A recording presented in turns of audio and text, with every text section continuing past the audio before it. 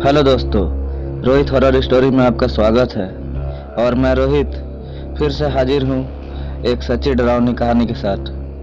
तो चलिए चलते हैं आज की कहानी की ओर। मेरा नाम सुरेश है और मैं जो आपको कहानी बताने जा रहा हूँ ये मेरे दादाजी के साथ हुआ था। कई साल पहले की बात है। मेरे दादाजी एक प्राइवेट कंपनी में जॉब किया करते थे।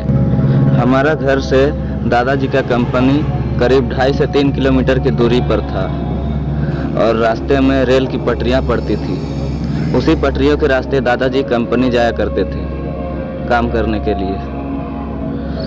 तो एक दिन की बात है, दादाजी को कंपनी में काफ़ी देर हो गई। करीब रात के 11 बज रहे थे। वह कंपनी से घर जाने के लिए निकले। वह पटरियों के रास्ते घर की ओर जा रहे थे। कुछ ही दूर चलने के बाद उनके सामने एक आदमी आ गया और उनके साथ साथ चलने लगा।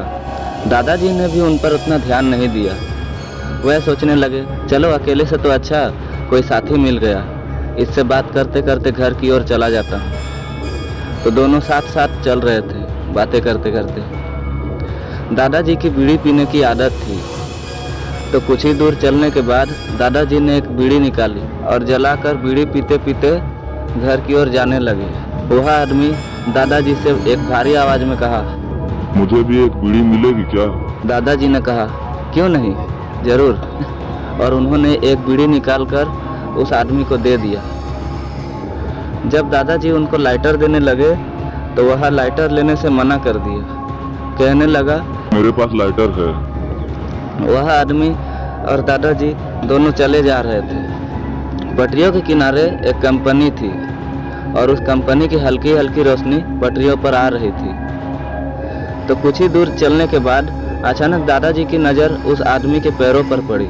ये देखकर तो दादाजी की होश ही उड़ गए, क्योंकि उस आदमी का पैर ही नहीं था, वह हवा में उड़ रहा था और वैसे ही बात करते करते चल रहा था। वैसे तो दादाजी कभी किसी से डरते नहीं थे, वह काफ़ी बहादुर इंसान थे, मगर फिर भी दादाजी को उस समय काफ़ी डर लग रहा था। फिर दादाजी ने बिना डरे साथ साथ चलते रहे। वह मन मन में सोचने लगे कि कैसे इससे पीछा छुड़ाऊं। अगर इससे पीछा ना छूटा तो ये तो मेरे घर तक चला जाएगा।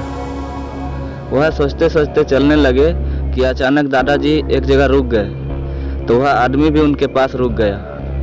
दादाजी के गले में एक लॉकेट थी। शायद उसी लॉकेट की वजह से वह भूत उन्हें कुछ नहीं कर पा रहा था।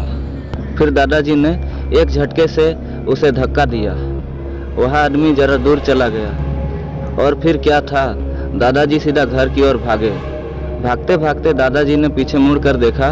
वह आदमी एक शैतानी हंसी के साथ जोर जोर से हंसे जा रहा था और कह रहा था, आज तो तू बच गया, लेकिन फिर दोबारा मिलेगा तो मैं तुम्हें जिंदा नहीं छोड़ूंगा। फिर दादाजी और तेजी से भागने लगे और तब तक नहीं रुके जब तक कि घर नहीं पहुंच गए। घर पहुंचते ही दादाजी ने देखा कि सब लोग उनकी राह देख रहे थे। दादी ने पूछा कि क्या हुआ, आप इतना हाँफ क्यों रहे हो? तो दादाजी ने सारी बात दादी को बता दी। फिर दादी ने दादाजी को पूजा घर की ओर ले गए, जहां वो लोग पूजा किया करते थे। फिर पूजा घर में जाने के बाद भगवान के सामने हाथ जोड़े और फिर सब लोग खाना खाकर सो गए। उस दिन के बाद से दादाजी वही रास्ते से आना जाना कर रहे थे, लेकिन फिर वो आदमी उस दिन के बाद दादाजी को कभी नहीं मिला। तो दोस्तों, ये थी आज की कहानी। अगर कहानी अच्छी लगी हो तो वीडियो को एक लाइक कीजिए, अपने दोस्तों के साथ शेयर कीजिए और इसी तरह की और नई नई डरावनी कहानियाँ सुनने के लिए हमारे चैनल को सब्सक्राइब करके बेल आइकन को ऑल पर कर लीजिए। तो चलिए मिलते हैं आपसे किसी और नई कहानी के साथ। तब तक के लिए अपना ख्याल रखिएगा।